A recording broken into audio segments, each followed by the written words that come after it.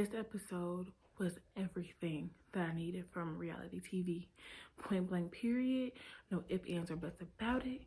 But let's get into this recap. Hi, my name is Kayla and I am back with another video. Hello, my name is Kayla. Hi guys, my name is Kayla and I am back. You're gonna have ex-boyfriends. You're gonna have relationships. Like, it's not your fault. It was so much hot tea. Like, hot tea. It was so much hot tea going around. I don't want half of someone's heart. Like, if you are still feeling some way for your summertime, it's the best time to make goals that will help me, better me. But this episode started off with everyone who was not on the group date in the previous episode. They got a chance to do a song, create a song in an hour and perform it for Tayshia, and then the winner gets to go on a one-on-one date in the nighttime. So everyone had an hour to prepare and write a song and perform it. And it was cute, cringy. I remember Riley, I was like, dude, what? He did like a poem. And then Damar's, he had a title. It was like Mokiata Sinatra. I don't know. It was like Mokiata something. He had a title. He had a hook. He had a chorus. He came through. He shut it down. Shut it down. Bennett. Can't even get into Bennett. I cannot even, no. What's his name? Ivan. Ivan's, he called her up onto stage. He said, come sit right here. He performed the song. He kissed her hand. Give me a moment. Ivan won that challenge. And he got the one-on-one date. As he should. So yes, okay, I'm gonna be serious. So he gets the one-on-one date. He shows up to her villa. He opens the door. She's like there. It's like nice and casual. They get on the couch. They're talking. And then she says, yes, like we're gonna have a chill night. Maybe play some board games. Like it's gonna be real chill, real cool. And then she's like, oh, the phone is in my room. We have to go to my room to make the room service. So then she's like, oh, floor is lava. So they instantly turn into game mode, and it was so cute. They throwing the pillows on the ground so that they don't touch the ground. They finally make it to the room, and then she's like, I forgot the menu. And then he had to go back and get it. It was cute. And so then he's on the phone trying to order the food or whatever, and then she gets this pillow and then hit him, and then the feathers go everywhere. I always wanted a pillow like that. When I had my first sleepover, I thought like the feathers was gonna come out of the pillows, but no, it was just cotton. So now I'm just guessing as an adult, you have to order the feather pillows instead of like cotton pillows. I don't know how that works, but their pillows had feathers in it and they went everywhere and it was cute. Then they played like Twister and it was just like wholesome, cute date night behavior, and I was living for every single second of it. So then later on in their date, this is when things get serious, conversations get real, and things get honestly pretty heavy. So at first they're talking about his family, and he says that he has an older dad. His mom is very sweet. She says that her mom is very sweet. Her dad is young. And they were talking about the similarities with the attributes of their mothers both being like very sweet, wholesome, cute, you know, all of that. And then Ivan talks about his brother and how his brother went to jail, and that as Ivan being the older brother, he always wanted to set a good example for his younger brother. And like when his brother got caught up in like drugs and things of that nature, that like it was really hard for him to see him go to jail and his niece being born without her father being around and all of that. And he got emotional and she got emotional, and it was just very, very sweet, wholesome, real, you know, conversation with like depth. The conversation that Ivan has with Tayshia regarding the Black Lives Matter and the George Floyd was probably one of the realest conversations that I have seen on reality TV in a very long time. And it was full of depth and emotion. I think that you need emotion to have something have depth, but it honestly just portrays like the true emotions of what it was like in that time, and what it is like still today being Black in America. During those months when the riots and the protests were extremely high, I would literally lay in my bed and cry. Like, the emotion, it literally depicted what so many of us were going through at that time. And I have seen, unsurprisingly, people in regards to this show and this scene talking about like how why did they have to make this show political, and I'm just so tired of it. I had to zone out. I couldn't watch it. I'm annoyed that they want to make this about this show. And to those comments, all I really have to say is bye. Literally, goodbye. I don't understand how you can zone out when someone is literally crying, showing true emotion about how they feel and how they have been treated being a minority in America. If you're so desensitized to it, there's like literally nothing that I can say. There's not a perfect string of words that I can put together to make you realize how hard it is to be a minority in America, because you clearly do not care. And if what you want to watch is, people like, oh my God, I'm 23 and I've never kissed anyone, I don't know how I'm gonna tell him, or oh my God, what is your favorite color? Like, if that's the type of stuff you want to watch, do you, boo? Watch the reruns of this season. But honestly, complaining about it is just, it is what it is. And you're obviously tuned out and you don't really care. But I would just suggest that you just tap into some humanity, honestly. Tap into some humanity, please.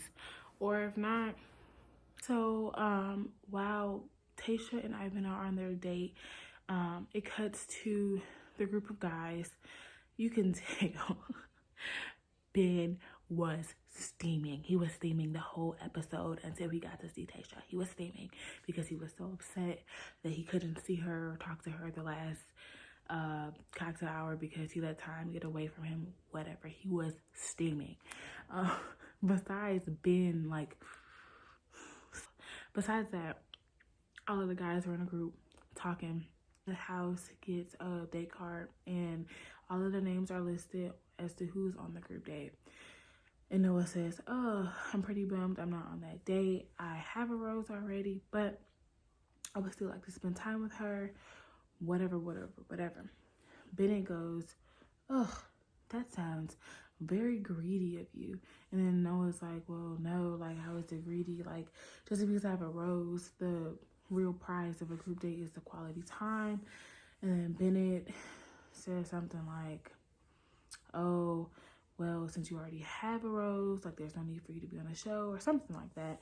And then they have like this little bigger moment. I'm not really clear as to how that makes him a bad guy because he wants to spend more time with her. I'm sorry if no one wants to take up all of your time or wants to spend so much time with you, Bennett, but I think that is pretty endearing. So moving on to the group date. This group date was probably the best one I've seen this season so far. It was very entertaining. So the first, like, they have all of these dares. So the morning part of the date was for dares, and you have a partner and you guys will go through all of these checkpoints in the villa and you will do the dare. The first dare was to drink one of the nasty drinks that they've made. And let me tell you something right now, baby, I would have been there all day. My partner would have been very upset with me. I do not do nastiness. My tongue, I cannot do it. But they pretty much all took it like a champ. Then they had to get signatures on their body from Chris Harrison. Then they had to do like their best orgasm sound or whatever, and then it went through all of the speakers in the villa. And let me tell you something, Blake Blake, you shawty, he gave more than just a vocal performance. He threw his back in it. He had his leg on the thing. He was having a hand moments. I was like, okay, sir, do you need a room? Because you giving this desk some work. You're giving that desk, that table, some work. You're putting some work into that table. Easy was like, dog, he got some demons. I was cracking up. That was funny. And then last dare was to eat a pepper and do a proposal. My favorite one was Blake's. He made it up because the part that he said was like, I want to grow old with you and like be kissing you in the park and then have people walking past and be like, ugh, those are those people. Like, who don't want that? That was cute. I was like, okay. So then it's really late at night. This part was so funny because I did not know the outcome of what was going to happen. So it was really late at night. And like I said, Ben was steaming this whole episode. Like he was like, so he devised a plan like I knew he was. He's gonna go to her room, right? So he's like, yeah, I'm thinking outside the box. I'm about to be an original. I'm about to go to her room. It's gonna be some dope tight stuff, you know what I'm saying? Then it goes over to Ed. Ed was like, yeah, I'm thinking outside the box. I'm gonna go to Tasha's room, like, And so I'm like, oh no. This is messy. Y'all messy mouses. And so then I was like, okay, what's gonna happen?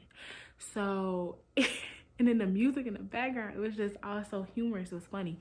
So Ben getting ready, Ed getting ready, then they just walking, then it cuts to Ed walking.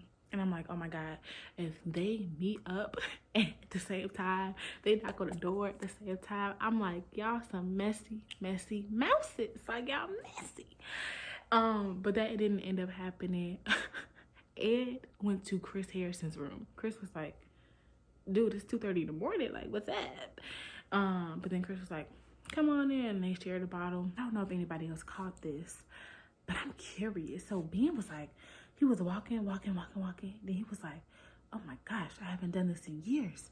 So like, asking for a friend. How many sneaky links have you done, sir? I'm not judging. I'm just asking for a friend. He said he hasn't done it in years. These sneaky links you've been doing, Ben. Okay.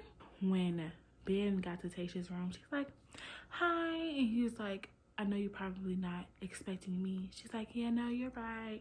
Whatever. He goes into the room. He explains himself as to why it took him so long for him to talk to her. And he said he won't let that happen again. He's going to be the first one to take her tomorrow for cocktail hour. And she's like, I forgive you. Just don't let it happen again.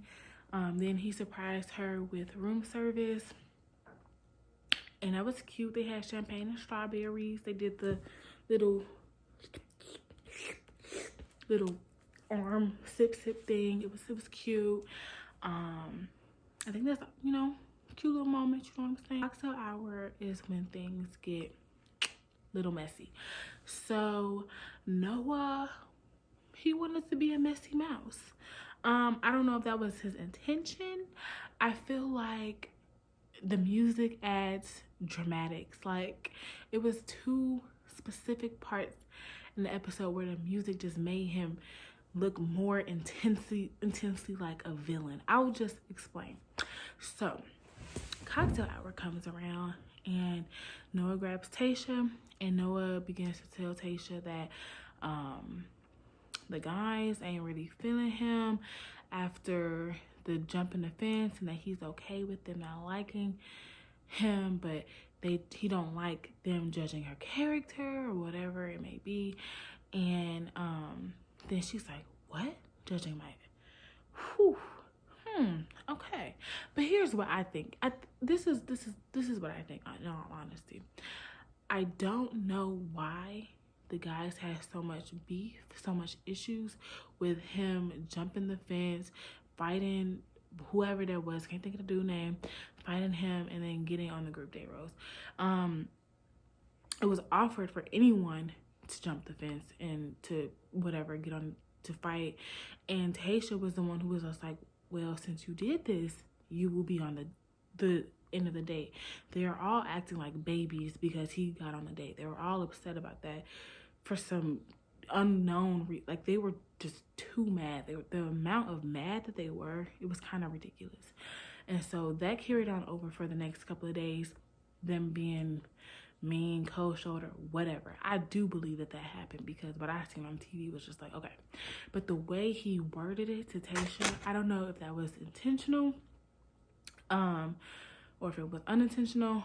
But in all honesty, I think that the person who he had the biggest issue with, that Noah had the biggest issue with, was Bennett. And I feel like if he just would have said Bennett, if he would have said Bennett's name, but to generalize it and say it was all of the guys, that was probably not the smartest thing to do, because I could tell that when Tayshia was going in, like explaining why she was so upset, all of the dudes were like, what is sis talking about? But when she said, I'm sorry, but when she said, and I know some of you guys might be questioning my decision-making skills or whatever, Bennett was like, So he knew what she was talking about. Like, this didn't come to no surprise to him, but it came to the surprise of other guys. So I feel like Bennett was the one who was mostly doing this stuff to Noah. I think if Noah just would have said Bennett's name, it would have just been better for him. When Tayshia left, all of the guys were like, well, who said this? Who said this? Noah was like, I said it. Then they all were like, this is BS. Like, we never done this to you. Like, and if you have a problem, you need to come say it to us. Don't be going around Tayshia, da-da-da-da. You have an issue, you say it here, you know, face to face. So then Riley, being the pops of the group, he says, Tayshia's pissed with us. She's got a problem with something that we're doing. So whatever the issue is, fix it. And the way he said, fix it, I was like, okay, sir, behavior is changed. I'm changed.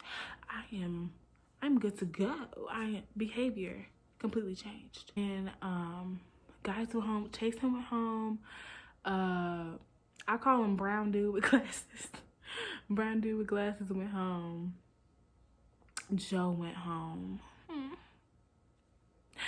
And oh, that one dude went home. He called her T, and I loved that. He called her T. It was a nickname he gave her. It was cute. He went home. Was that it? I think that was it.